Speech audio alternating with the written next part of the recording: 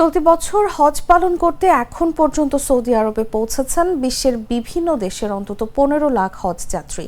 আগামী 4 জুন শুরু হতে যাওয়া এবারের হজে সর্বোচ্চ নিরাপত্তা ও স্বাস্থ্যসেবা নিশ্চিত করতে ব্যাপক প্রস্তুতি নিয়েছে সৌদি সরকার। বিশেষত গত বছরে মারাত্মক গরমে হঠাৎ হিট স্ট্রোক থেকে প্রাণহানির বিষয়টি মাথায় রেখে এবার নেওয়া হয়েছে কঠোর ব্যবস্থা। সৌদি আরবের হজ ও উমরাহ মন্ত্রণালয়ের বরাতে গালফ নিউজ জানিয়েছে, অতিরিক্ত গরম ও হিট স্ট্রোক ঠেকাতে এবার 40টিরও বেশি সরকারি সংস্থা এবং 2,50,000 কর্মকর্তা কর্মচারী কাজ করছেন হজ ব্যবস্থাপনায়।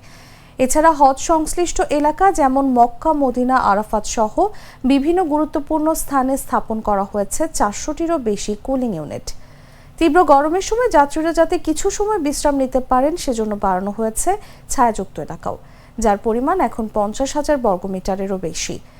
সৌদি আবহাওয়া বিভাগ জানিয়েছে, সোমবার বিভিন্ন এলাকায় তাপমাত্রা ছিল 40 ডিগ্রি সেলসিয়াস। এরই মধ্যে হিট স্ট্রোকে আক্রান্ত হয়েছেন অন্তত 44 জন, যা দেশটির স্বাস্থ্য মন্ত্রণালয় নিশ্চিত করেছে।